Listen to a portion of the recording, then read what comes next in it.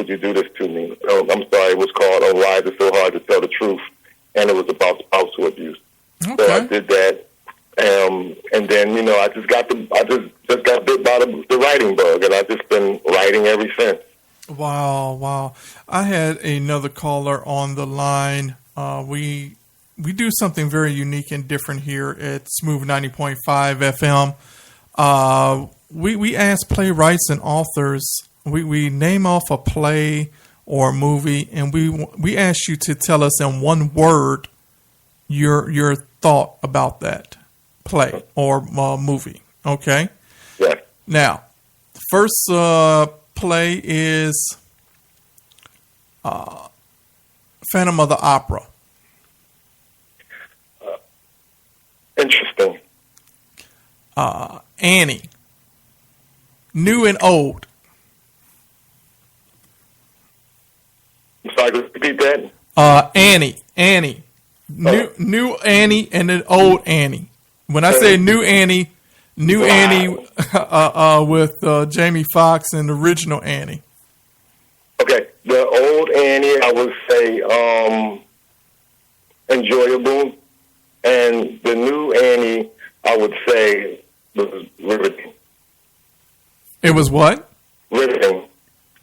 Oh, I really enjoyed the music part, so it was very riveting. My children loved it. okay. So the music was good, but the production was not on key. Well, you know, after seeing the old Annie, you know, they changed it up a lot, and of course, if I was to go cultural, it was where it needed to be. But if it was based on the old Annie, it was different. Okay. So working with young children, that's why I brought that up, because Annie deals with children in a stage production. Because do you feel that your stage work is TV made right now?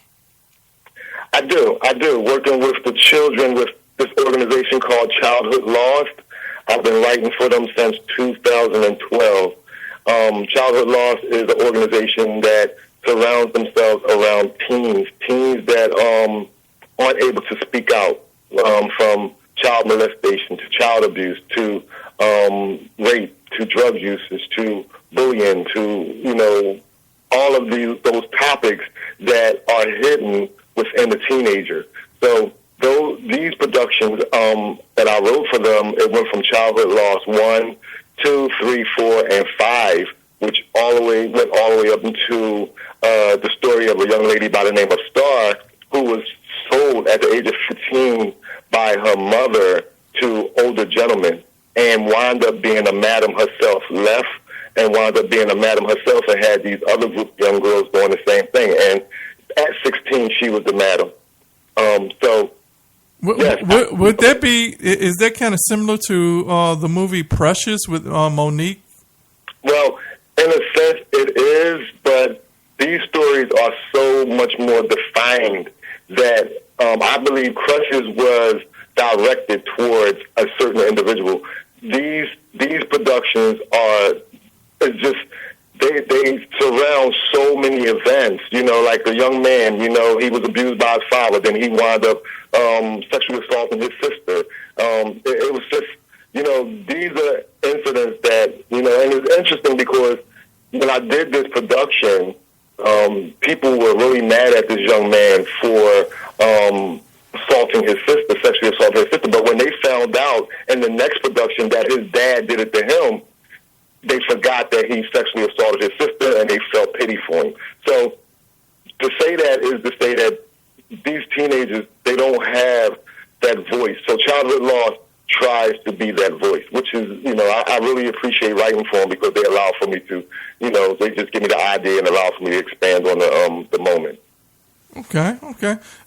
How often do you feel that playwrights make a mistake and put more of their selves in the play than putting reality of outside of their life in the play?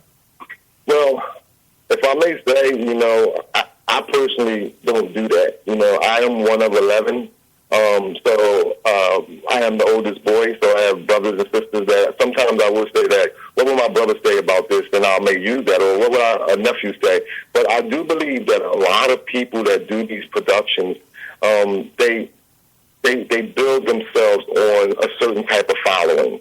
And I think they lean on that following. And, me personally, I love all demographics. I want to reach everybody. So if I want to reach everybody, I can't lean towards what I think, because I may not know what someone else is aware of in their life, because I'm the type of person that thinks you really don't know unless you've been through it. So I try to socialize with everyone, and I diverse myself. And that's how I think I come up with the titles and the stories, by reaching out for everyone and not within what's inside of me. Okay. So we are looking forward to seeing your play. And give us that location again, where it's going to be held at. Yes, it's at the Painted Bride Art Theater Center, and that's at 230 Vine Street, Philadelphia, Pennsylvania, 19023. Okay, I'm familiar with Philadelphia somewhat. I have family there. My mom's is there. How far is that around Broad Street, around Germantown, around that area? Is it West Philly, South Philly? It's closer to Center City, off of Market, 3 blocks from Market Street. So it's more so considered to be Society Hill off of Market. Okay. So it's a nice surrounding area that has plenty of old foundations, with the old bricks, and even this facility, this theater itself is has been there for like over 75 years, and they have a nice mural of glass, a glass mural on the wall. So it's really it stands out. It stands out very nicely. Is that the mural? Is that the mural with the little African American girl on the wall? Yes, that one there. Oh, okay. Right by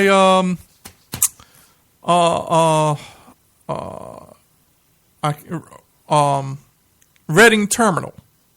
It's not far from the Reading Terminal. Oh, okay. It's not far from the Reading Terminal. Okay. The Reading Terminal is on 11th and on 11th and Filbert. And a few blocks down, you can get to Vine, and then you just go you go north. You go east, and you run right into it. Okay, the reason I asked you that is because I have a lot of listeners that listen in. We broadcast all over, and like I said, I was explaining to my listeners the reason why we do Playwright is because many times when people go out of town or on trips and out of different cities, they want to see different things. They want to try different things other than their own city. And like for myself, I get bored when I go to Philadelphia because my family can't find me a decent a steak sandwich. And I got to drive around and try to find either Pagano's or something. But after I get all my sandwiches or hoagies or Rita's water ice, I want something else to do besides walking around downtown on Broad Street. Yes, I agree. And there's a lot of talent here in Philly. A lot of people are doing playwriting now, and a lot of people they tend to copy one another, but I don't. My productions are different. My productions speak out. My productions are. I'm a real what they call, my cast members always call me a drama king, because I believe that drama is something that people tend to relate to.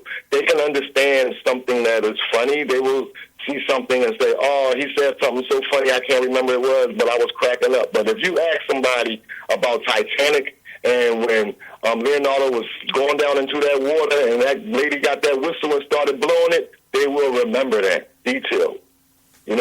So that's just the way I am. I love for people to feel, to have something, to want more, and then when they get it, they can appreciate what they got. I'm very passionate about my writing, and my titles speak for themselves. Okay.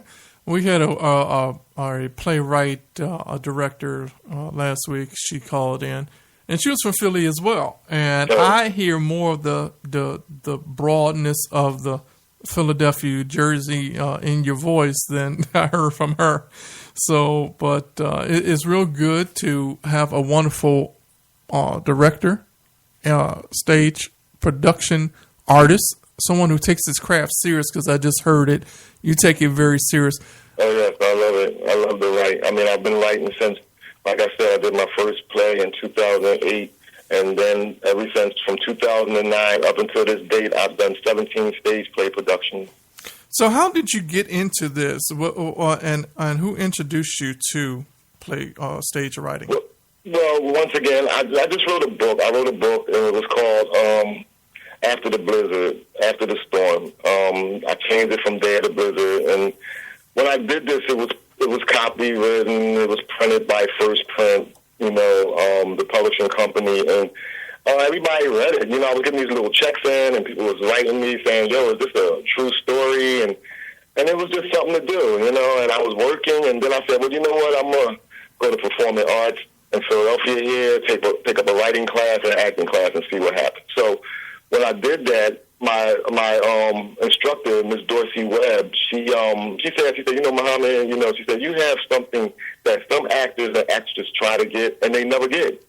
And I was like, oh yeah, well, what's that? She was like, it. And I was like, well, what is it? She was like, whatever it is, you got it, and you can teach other people. And I ran with that, and I was like, really? So I started writing, and I entered the Green Light Festival, and they shot me down. It was like, no, this isn't right, because I just didn't know what to do. I just loved to write. So I entered another contest, and then I entered the Writers Guild. I entered the Writers Guild, and out of 2,500 people, I was like number 79. So I was like, well, maybe I know what I'm doing. So I just held on to it, and I just been writing and writing and writing ever since. And I just love to write, and I just want to write stuff that people can appreciate. So I'll write something, and then I'll get like 6 people. Let's have a reading, just to see what they think. And I'll be like, it's the first draft. And they'd be like, well, you need to leave it like this, And it's like when you hear that, it's like people really appreciate your work. And I love that. I just love it. Wow. Wonderful. Wonderful. So are you also a part of Taste of Theater? Are you a part of that as well? Part of what? I'm sorry. A Taste of Theater. Are you a part of Taste of Theater? I'm a part of CODA, which is Children of the Arts. Okay. And Children of the Arts is an organization, and they work with young adults and teens as well, and to teach them how the part of playwriting, the part of acting. A lot of people, they think acting is just getting on stage and doing this and doing that. No. Don't act. People will know when you're acting. It's about performing. When artists get on stage, they don't just play the guitar. They just don't sing. They perform, and that's what you have to do. You have to give the audience a performance to appreciate what they just sing. Because people will know when you're acting. They will know when you're acting. So that's why you gotta have fun. And CODA teaches them that. And I just did a play which was called The Chronicles of Childhood Loss for CODA, where I wrote these 4 short stories, and it was amazing. These children, it's so much young youth with talent. It's amazing, the talent of the youth here in Philadelphia, that people just don't know. They just don't know. And I enjoy working with Childhood Loss and CODA, and we're doing a play April the 4th that I wrote for Childhood Loss and CODA, which is called A Forbidden Love. And it's about 2 teenagers that fell in love. And the parents, of course, don't agree with it. And it's almost my Romeo and Juliet, in an urban fashion. And it's very powerful. It's going to be, and it's amazing. We have our first read tonight for this script. And the cast is just amazing. And this cast for attraction is amazing. I have people like T.C. Caldwell, Ronnie Graham, John Suber, Larry Thompson, Ginger McFarlane, Patrice Wise. These are people here in Philly that are all over the place. And I'm just fortunate that they're willing to work with me. Wow, wonderful. We want to let everybody know that you are a true prodigy in the Philadelphia area. So we want everybody to please tune in every day. Yeah. Tune in every day, and because I also want you to send me your playbill so we can put that up on the radio station website. so we can also let everybody know where the play is going to be held at, so they can see it.